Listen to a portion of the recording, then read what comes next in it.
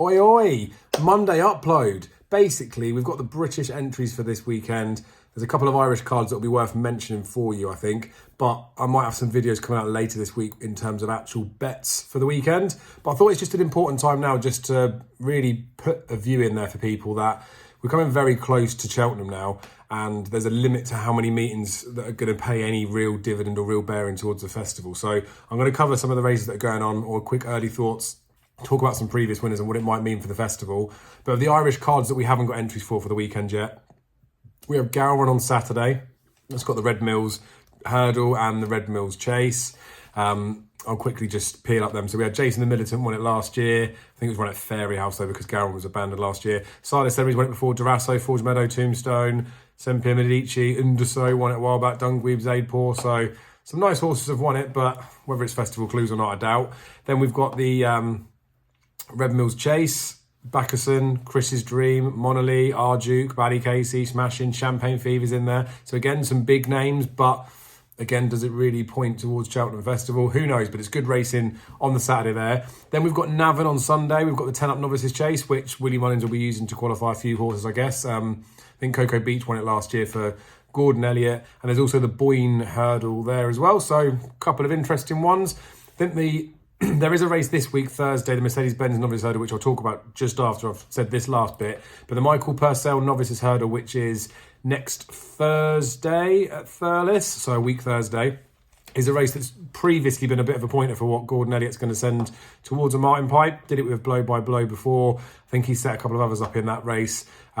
It's just typically a pointer towards Cheltenham Festival. So keep an eye out for the entries, especially early in that one, because it might give you a bit of a clue if you're having some anti-post punts of sneaking a pinch of value. And then Potemps qualifiers as well. We've got one at Haydock. All the Irish ones are gone. We've got Haydock this Saturday, and then there's another one at Chepstow. They're the last two Potemps qualifiers. So again, because we've got those coming up this weekend, or at least one on Saturday, I'll quickly talk about that. But I'm going to try and keep this short. I always say it never is. But we'll have a quick look at the Mercedes-Benz Novice Hurdle on Thursday, because this is a race I like. Allaho beat Manella-Rindo. Manella-Rindo did all the donkey work that day, then reversed it at Cheltenham.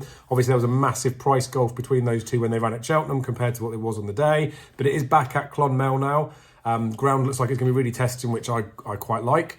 Journey with Me ran this weekend, so won't run, was an entry for Henry. I like to see Henry's runners in here. Chantreuse runs, and Chantreuse dotted up on really bad ground the last day, so the slow ground probably will suit. Was second to Mr. Fred Rogers on hurdle debut, and that was first run for the yard. And Mr. Fred Rogers is entered here for Gordon Elliott as well. So as it stands, those two are the biggest ones of interest for me.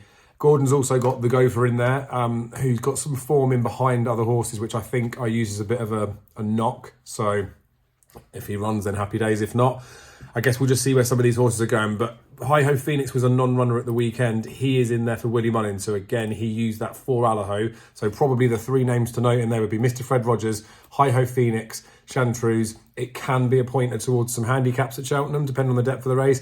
But obviously we have had that Albert Bartlett winner in there as well, although it was in defeat. So cracking race there Thursday. Then really the main action on the Saturday will come from Ascot, Haydock. As I say, Gowran Park is on. But we'll have a look at Ascot first. I've briefly looked at the cards, so we'll quickly peel it up now. And again, to keep it concise, I won't talk about every single race. Novices Hurdle in there, Lossy Mouth's in there, Mr. Glass has got an entry. I'm not going to just do that. So the big ones, there's a few grade twos. So we've got the Reynoldstown Novices Chase. If we just look back at the Reynoldstown, it is a nice race. Remastered won it last year. Then we've had Copperhead, Mr. Malarkey, Black Corton, and then go a bit further back, Alberta's Run, Carruthers. Like there's some decent enough horses in there. But again, towards Cheltenham, when we're talking about this being maybe a pointer towards the Brown Advisory or possibly a lure into the National Hunt Chase, I don't think we've got winner of either of those races in there. Brinkley would be really interesting. He pulled up the last day at Chepstow, jumped right was the trainer comments really more than anything. That was the day that Pat's Fancy won, and Brinkley was due to give Pat's Fancy just about stone that day. So given how that horse has progressed and run since, I know obviously Brinkley didn't show his real running, but I think he'll be a really interesting one in there. Ground looks like it's good to soft at the moment, but I think with the rain that's due to come, it's probably going to be soft all over. Thornhill, that was thrown out the handicap at Newbury at the weekend, was drawn and could run here. Does he knows in there for potentially for Kim Bailey. Karatz Ramber's got an entry in here and in the handicap after. And in Invictus for Chris Gordon. Like there's a few 140s and they're all off There will be penalty system in there depending on the races they've won, but possibly as this early stage stands for the race itself, Connections won the race with Remastered last year. I think Brinkley would be interesting, especially now he's going back right-handed. Then there's the Swindley Chase handicap, which a lot of people will like. I won't go into that one, but we have got some reasonably big names in there, so have a look at that at your leisure.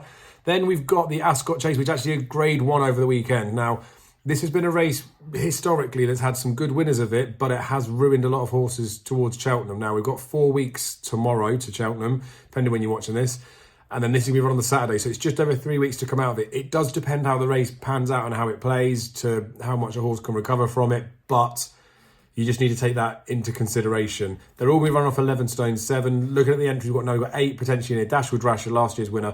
Fakir Doudrey's, Fanny and Destrival, Lost in Translation, Mr. Fisher, St. Calvados, 2 for Gold, and Waiting Patiently. So potentially on names and ratings, it's a pretty open race. I think looking on here, the figures, 154, and then it depends what you'd actually pitch Fakir Doudrey's as. But if we say 162, the same as Fanian, then you got £8 split in the whole field. So competitive enough race. Fakir would be the one that I'd be most interested in if he does come over, because there's no Allaho in this particular race.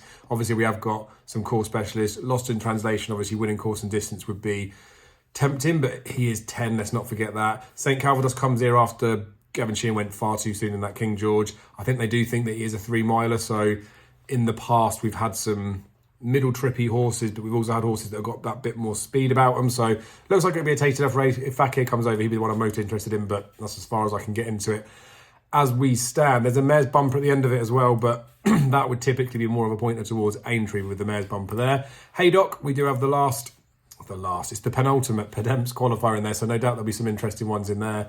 There's a couple of reasonable handicaps as well. There's a novice handicap chase at the start of the card. Again, not going to delve into those just yet.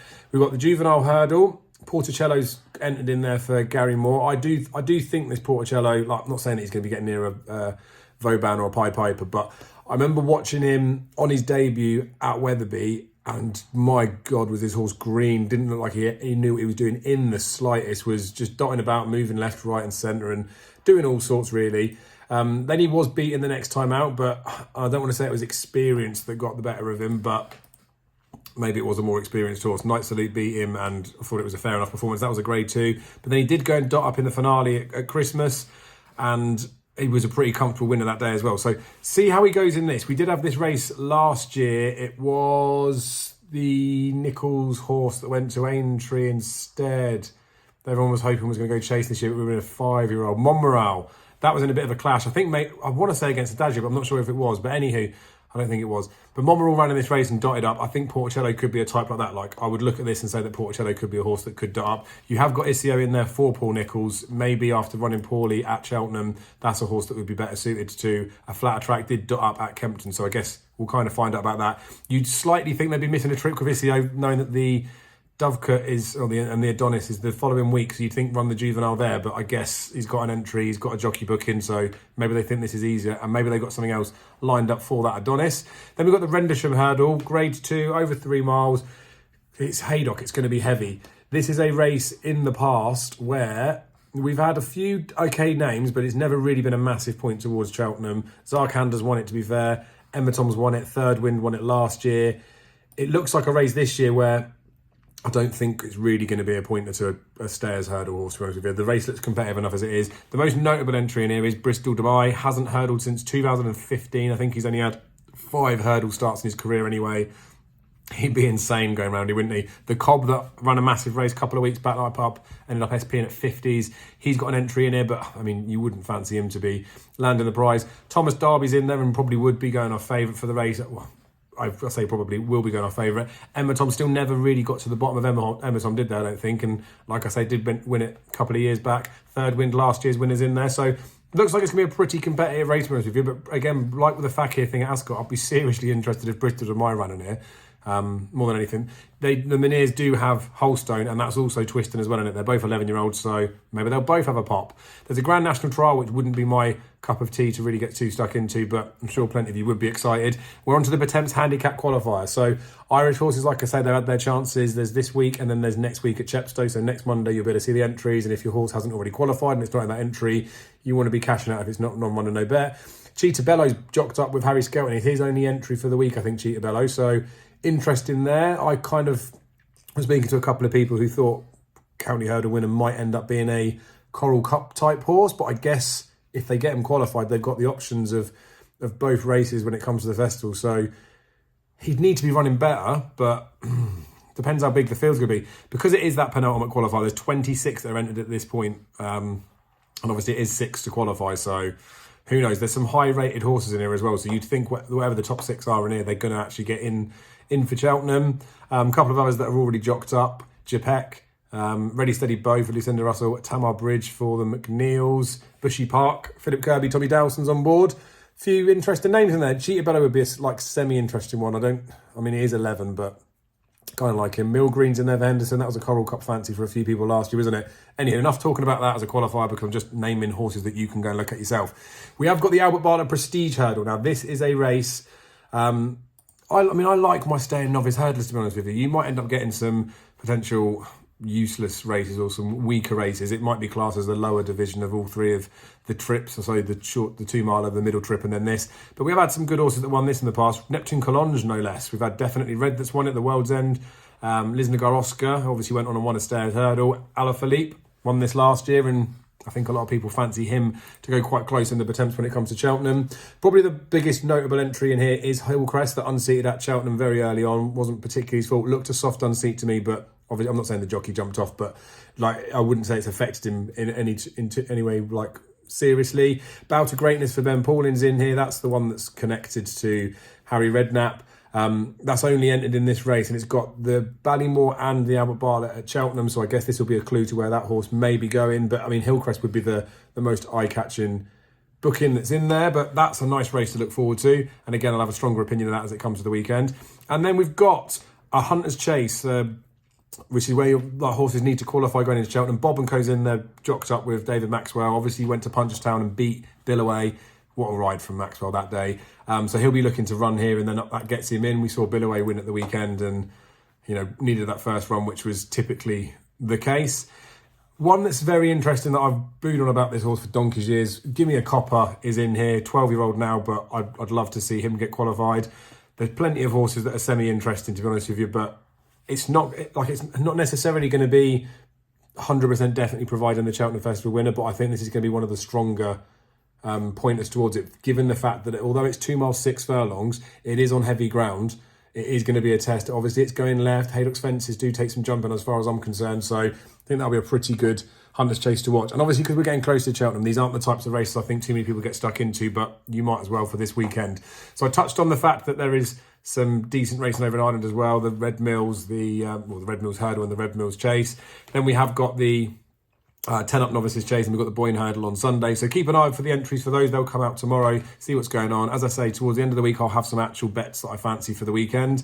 As I said earlier, there's the Michael Purcell next Thursday at Thurles. Then the week after, we've got Kempton's Adonis and Dovecote meeting. There will be the Chepstow meeting where there will be another Potomps qualifier. But really, we're reaching the point now of the season where in the next 10 days, if your Cheltenham Festival horses aren't running or haven't been out, we've got enough clues, which then means we can get stuck into seriously noting down the horses that we fancy. And obviously, with me not having any anti-post bets this season, I will be looking to really form an opinion of each race. So what I'm planning on doing, or what I will do, is I'm going to write my little profile for every single horse at Cheltenham. I won't do every single horse before they've declared, because I don't know obviously what's going to run, but in terms of the top class ones, like the top 5 in the Supreme, or top 6 or 7 horses that could run as novice hurdlers, I'll put my comments on those. I'll publish them at some point as well before the festival, so you can have a list of, I don't know what it will be, a couple of 100 horses that I might have written a review on, so you can see where I stand on them. Obviously there will be some previews that come out as well, but then when it comes to the week of the festival, I think I actually might be able to go for the first couple of days and Friday, so I'm only going to miss Thursday this year, I think. Thank you very much, Mum.